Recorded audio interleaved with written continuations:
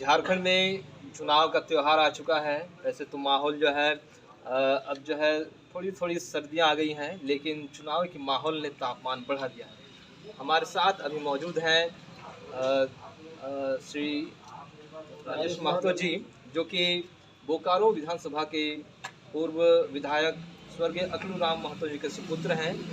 अकलूराम महतो जी बिहार में जो मंत्रालय था उसमें मंत्री भी रह चुके थे। हम इनसे जानेंगे चुनाव के लेकर के कि ये चुनाव में जो है किन किन मुद्दों को लेकर उतर रहे हैं। धन्यवाद मेरे भाई।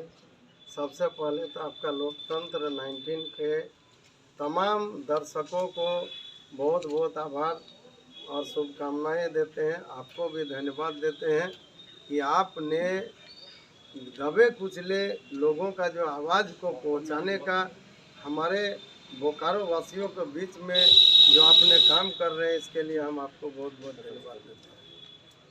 किन किन मुद्दों को लेकर आप इस चुनाव में उतर रहे हैं? देखिए, सबसे बड़ी मुद्दा तो यहाँ का विस्थापित और मजदूर है। जब से ये बोकारो स्टील प्लांट बनी है, जब से बोकारो का विस्थापितों ने एक अरमान के साथ, एक सपना के साथ हमारे बाप दादाओं ने बोकारो स्टील प्लांट को जो बसाने का काम किया है, लेकिन आज बोकारो स्टील प्लांट जिस स्थिति में यहाँ का विस्थापित और मजदूर का जो हालात कर दिया है, आने वाला दिन में इस बोकारो को विकराल होने से कोई बचा नहीं सकता है। और ये हम भरोसा भी दिलाते हैं कि यदि बोकारो का विस्थापितों के साथ अन्याय यदि हुआ तो आने वाला जो दिन आ रहा है ना, बोकारो प्लांट को ये उनको सजा भुगतना पड़ेगा। अभी आप बसपा में हैं, इससे पहले आप जेल के में थे। क्या वजह है कि आप जो है जेल के को छोड़ना पड़ा?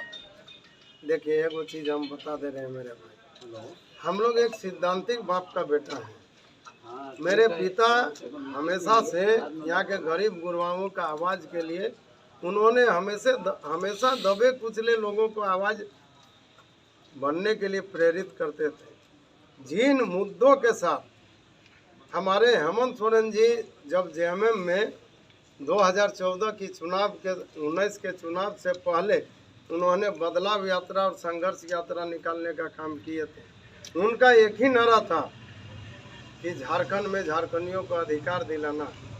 मगर वो उन्होंने अपना अधिकार भूल गए। उन्होंने गठबंधन करके यहाँ पर कांग्रेस और आरजेडी के साथ गठबंधन करके झारखंडियों के साथ जो धोखा करने का काम किए।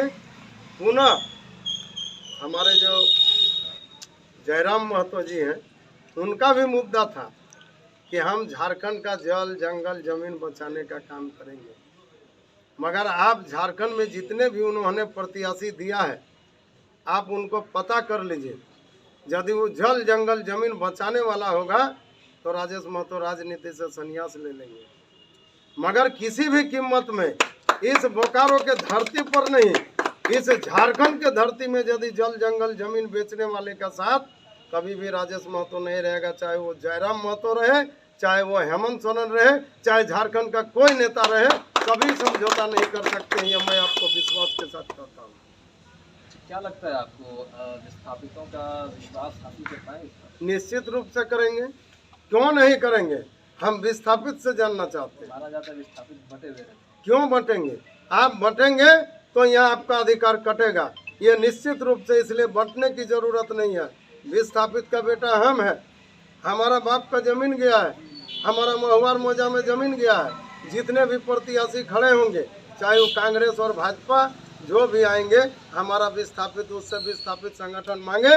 और यदि इसका न्याय हमारा विस्थापित नहीं करेगा तो आपका अधिकार के साथ जन्मों जन्म तक अन्याय होगा। एक विस्थापित का बेटा के साथ यदि अन्याय करने का काम विस्थापित करेंगे तो आपके साथ भी अन्याय होगा। इसलिए हम निवेदन करेंगे हमारे यहाँ के विस्थापित तमाम नौजवानों को, तमाम माताओं बहनों भाइयों को, यही मौका है।